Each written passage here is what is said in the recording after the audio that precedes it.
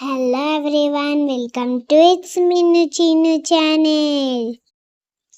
ఈరోజు నేను ఒక హెల్దీ దోశతో మీ ముందుకు వచ్చేసాను. అదేంటంటే కొర్ర దోశ.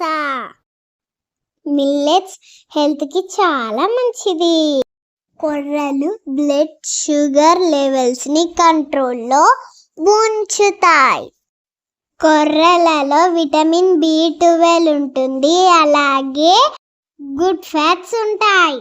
హెల్దీ దోశ ఎలా చేయాలో చూసే ముందు నా ఛానల్ని సబ్స్క్రైబ్ చేసుకునే వాళ్ళు ఉంటే సబ్స్క్రైబ్ చేసుకోండి. ఫ్రెండ్స్ అండ్ ఫ్యామిలీ మెంబర్కి నా వీడియోని షేర్ చేయండి. ఒక బౌల్ తీసుకొని ఒక కప్ మినపగుండ్లని తీసుకోవాలి.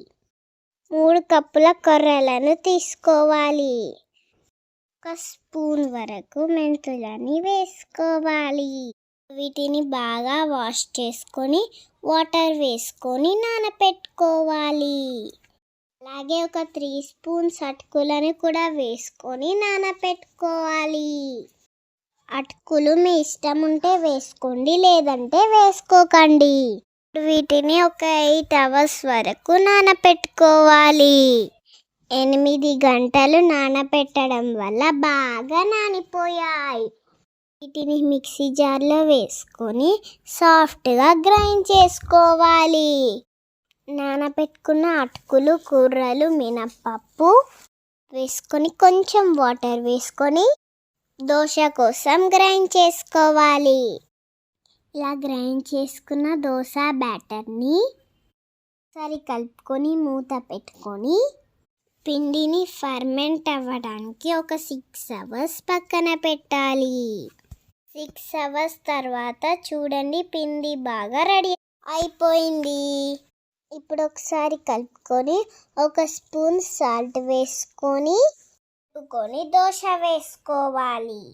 స్టవ్ ఆన్ చేసి దోశ ప్యాన్ పెట్టుకొని హీట్ అయిన తర్వాత కొంచెం ఆయిల్తో క్లీన్ చేసుకొని దోశను వేసుకోవాలి. దోశ వేసుకొని దోశను బాగా కాల్చుకోవాలి.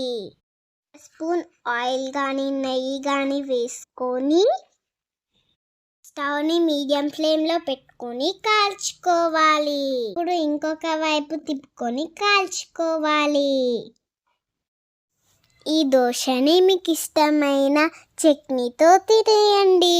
ఇందులో ఫైబర్, ప్రోటీన్ కూడా ఎక్కువగా ఉంటుంది. హెల్దీ కొర్ర దోశ రెడీ అయిపోయింది.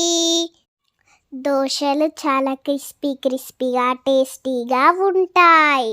కూడా తప్పకుండా ట్రై చేసి ఎలా ఉందో కామెంట్ చేయండి. ఈ వీడియో కనుక మీకు నచ్చినట్లయితే లైక్ చేయండి, షేర్ చేయండి, సబ్స్క్రైబ్ చేయండి. Thank you for watching my video.